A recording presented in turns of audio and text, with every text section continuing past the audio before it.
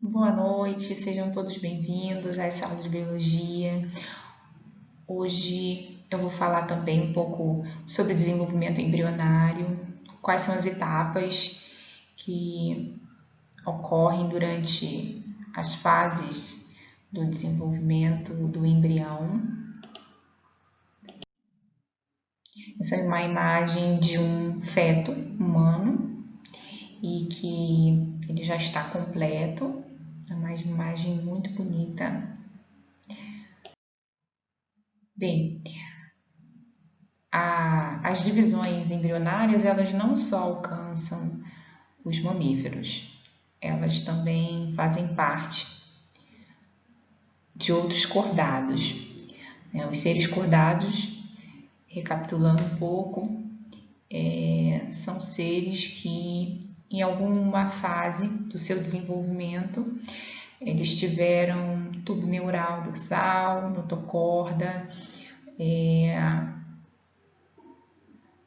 cauda pós-anal também, e que eles vão passar também por essas sucessivas divisões celulares, passando de zigoto para embrião e se desenvolvendo até chegar na sua forma atual. Essa imagem ilustra alguns mamíferos, o desenvolvimento embrionário de cada um deles e também do grupo dos répteis, a lagarto, a salamandra, dos peixes, aqui tem representado o tubarão. O que diferencia um pouco também é no início, né, a formação do ovo. Nos peixes, a gente tem que o vitelo, que é uma estrutura presente no saco vitelino, nós veremos mais adiante. Esse vitelo, ele é bem mais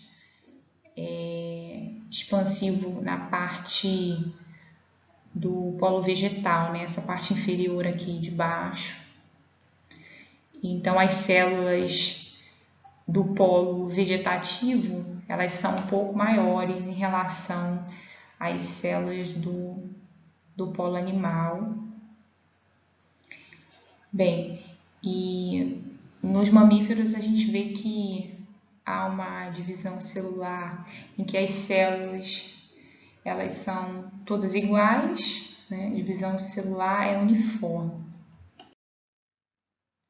E quando que inicia a etapa do desenvolvimento embrionário do homem e também dos outros cordados? Bem, a partir da fecundação, né? Aí ocorre a formação do zigoto, como vemos nessa imagem aqui, nessa estrutura esférica cinza. E a partir daí ocorrem as sucessivas divisões celulares mitóticas ou a clivagem. Bem, a fecundação ela vai acontecer quando o ovócito ou óvulo é fecundado pelo espermatócito ou espermatozoide. Normalmente, essa fecundação ocorre na tuba uterina. E quem produz essas células reprodutivas são as gônadas feminina e masculina, formada por um conjunto de órgãos e estruturas que fazem a produção e desenvolvimento dessas células para então serem utilizadas na reprodução. O zigoto, ele vai passar pelas divisões celulares e aí outras formações vão acontecer, né? E existem 3 fases do desenvolvimento embrionário que são muito importantes. A primeira fase, que é a segmentação, é a fase em que ocorrem as divisões celulares. A gastrulação, que vai formar os três folhetos embrionários, muito importantes também, que são camadas laminares de células, que se especializarão para formar órgãos e tecidos, e a organogênese, que é a última fase, em que vai ocorrer justamente a diferenciação desses folhetos embrionários. Então, nessa imagem a gente vê a clivagem, que primeiramente era um ovo, né, que a gente chamou de zigoto, e agora está acontecendo várias divisões de células. Essas células são chamadas blastômeros. Aqui nessa imagem à esquerda nós temos duas, aqui já a formação com 4 células, e vai continuar se dividindo até formar uma estrutura chamada mórula. Essa estrutura aqui, ela é uma bola maciça de células que é formada a partir do 3º dia após a fecundação. E aí, depois que ela é formada, ela entra no útero e caminha para ocorrer a clivagem, que é a aderência do embrião na camada interna do útero, chamada de endométrio. Agora passa para a fase seguinte, entre o 5º e o 7º dia, ocorre a formação do blastocisto, que é uma estrutura em que há a presença de um líquido internamente, então as células elas tendem a se expandir para a periferia e formar uma estrutura oca interna, chamada de blastocele, que é essa estrutura aqui. As células que formam a camada mais externa, chamada de trofoblasto, que vai aderir na parede do útero e vai formar alguns anexos embrionários, como por exemplo a placenta. E aí continua ocorrendo as sucessivas transformações.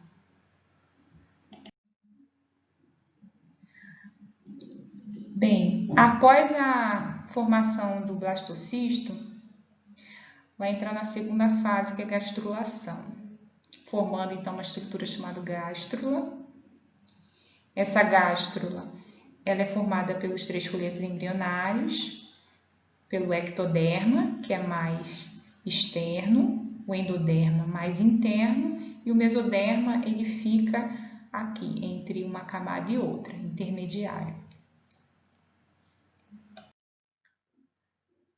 Recapitulando aqui, todas as fases da divisão do embrião, desde o zigoto até a formação da mórula, blástula, e aqui tem a formação da gástrula.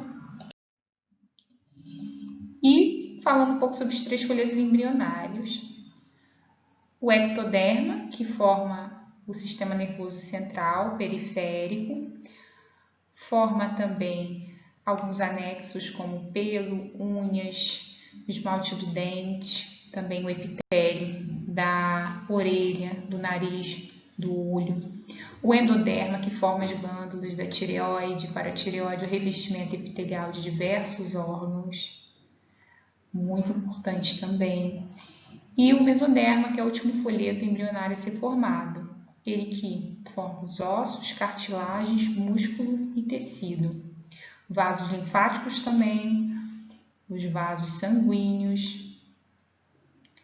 Forma também o coração.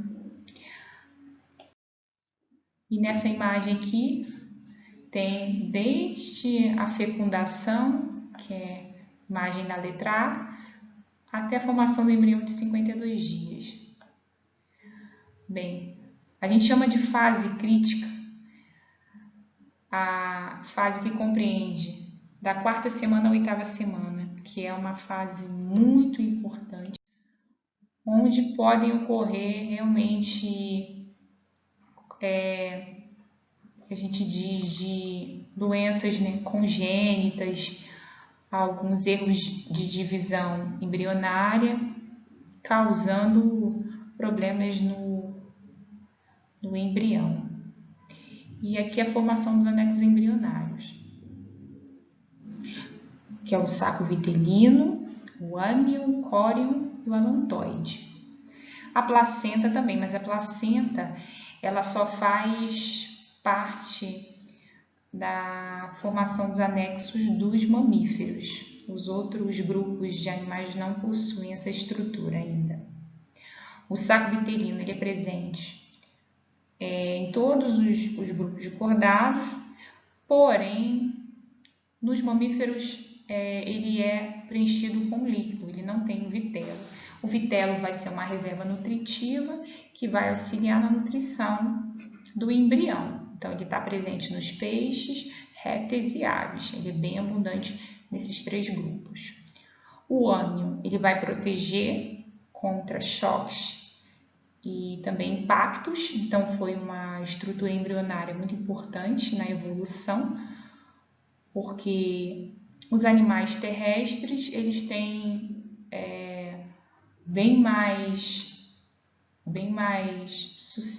são mais suscetíveis, né, a quedas, batidas, porque não tem o amortecimento que a água oferece, né? A água amortece alguns impactos e também protege contra choques. O córion, que ele é presente nos répteis, nas aves e nos mamíferos, e nos répteis e nas aves ele vai auxiliar nas trocas gasosas também. E depois ele vai ajudar a formar a placenta junto com a alantoide. A alantoide ele faz a remoção das excretas e também o armazenamento das bases nitrogenadas que são importantes para o desenvolvimento embrionário. O alantoide ele vai auxiliar nas trocas gasosas que vai ocorrer até a formação, né, da placenta dos mamíferos. Então aqui a gente tem imagem, né, dos anexos embrionários, o saco vitelino, o alantoide. Aqui são as visualidades da placenta, essas estruturas aqui mais externas, cordão umbilical que liga a placenta, cavidade amniótica, o âmnion e o embrião bem aqui. Bem, eu quero agradecer a todos que assistiram o vídeo e até uma próxima. Obrigada!